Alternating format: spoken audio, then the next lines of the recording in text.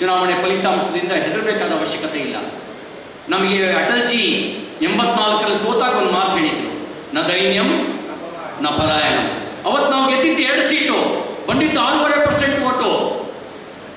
6.5% vote. 85ರಲ್ಲಿ ವಿಧಾನಸಭೆ ಚುನಾವಣೆ ನಡೆದಾಗ ಗೆದ್ದಿದ್ದಿಬ್ಬರು, ಉಳಿದವರು ಒಬ್ಬರು.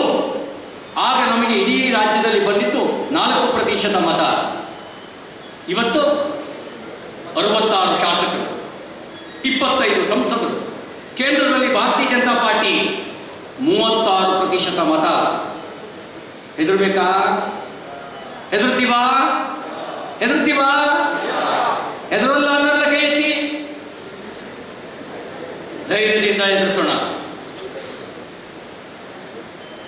ನಾನು ಹೇಳಿದೆ ನಾನು ಬಿಜೆಪಿ ಅಂತ ಆಯ್ಕೆ ಮಾಡ್ಕೊಂಡಾಗ ಮೋನಪ್ಪಣ್ಣ ನಮ್ಮ ಜಿಲ್ಲಾ ಪ್ರಭಾರಿಯಾಗಿ ಬರ್ತಿದ್ರು. ಮೋನಪ್ಪಣ್ಣಾರಿಯವರು ನಮ್ಮ ಮನೇಲಿ ನಮ್ಮ ಒಬ್ಬನೇ ಬಿಜೆಪಿ ಆಗಿರಲಿಲ್ಲ, ನಾನು ಒಬ್ಬನೇ ಬಿಜೆಪಿ ಆಗಿದ್ದೆ.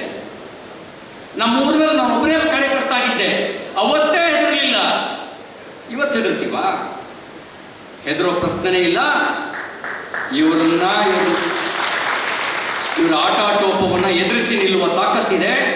ಅಧಿಕಾರದ ಮತದಲ್ಲಿ ಮೆರಿತಾ ಇದ್ದೀರಿ. ಸೊಕ್ಕು ಭಾಳ ದಿನ ಇರೋಕ್ಕೆ ಸಾಧ್ಯ ಇಲ್ಲ.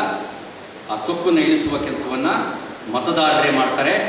ನೀವು ಮಾಡಿಕೊಳ್ತಿರುವ ಗೊಂದಲಗಳೇ ನಿಮ್ಮ ಸೊಕ್ಕನ್ನು ಇಳಿಸ್ತವೆ ಅಂತಕ್ಕಂಥ ಮಾತನ್ನು ಹೇಳ್ತಾ